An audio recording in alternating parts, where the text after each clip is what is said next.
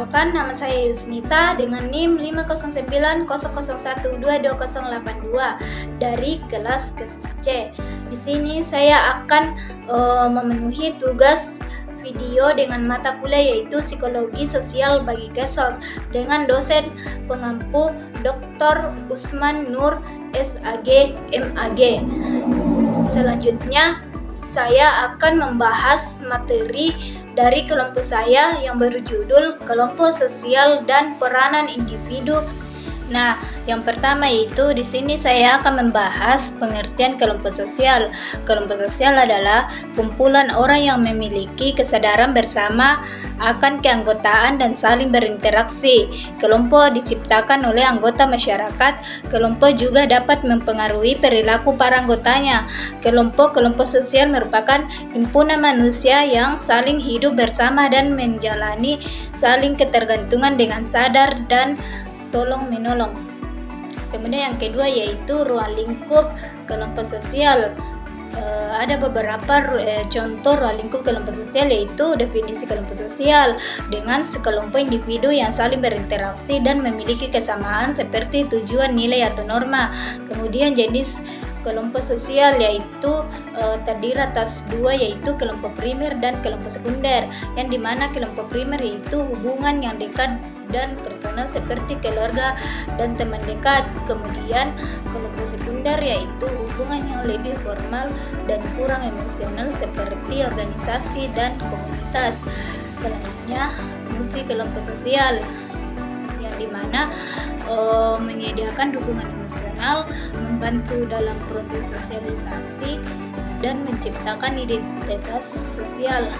Kemudian struktur kelompok yaitu terdiri dari peran dan status yang berada di antara anggotanya.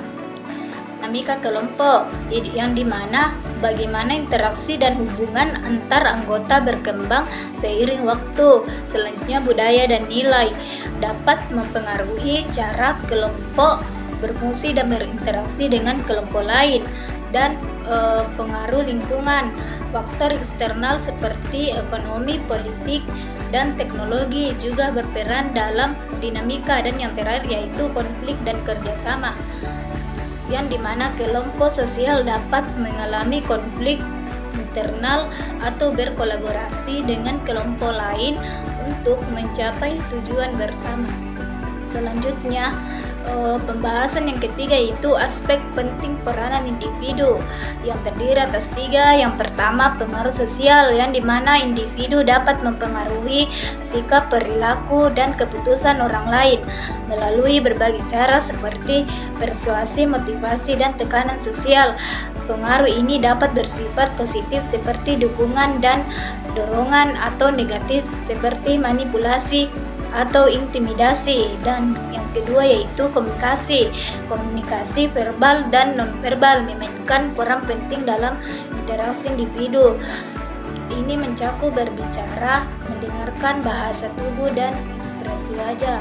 Komunikasi yang efektif memungkinkan individu dan saling memahami, berbagi informasi, dan menyelesaikan konflik. Dan yang ketiga yaitu dukungan emosional, yang dimana individu dapat memberikan dukungan emosional kepada orang lain melalui empati, kasih, sayang, dan dukungan moral. Ini membantu orang lain merasa dipahami, diterima, dan tidak sendirian dalam menghadapi masalah. Adapun faktor interaksi individu dan kelompok, yang pertama yaitu faktor struktur organisasi yang jelas dan terorganisir dapat memfasilitasi interaksi yang efektif antar individu dan kelompok. Kemudian kepemimpinan, gaya kepemimpinan yang baik dapat mempengaruhi interaksi antara individu dan kelompok dalam organisasi. Kemudian kebudayaan organisasi, yang dimana budaya organisasi yang positif dan inklusif dapat mendorong interaksi yang baik antara individu maupun kelompok. Nah, Kemudian yang terakhir yaitu hubungan dan komunikasi antara individu dan kelompok dalam organisasi. Menurut para ahli, yang pertama yaitu Magionis berpendapat bahwa interaksi sosial adalah hubungan aksi dan reaksi seseorang dalam hubungannya dengan individu atau kelompok lain. Yang kedua yaitu Soekanto berpendapat bahwa interaksi sosial merupakan hubungan sosial yang dinamis yang meliputi hubungan perorangan, antara kelompok-kelompok manusia maupun antara perorangan dengan kelompok manusia.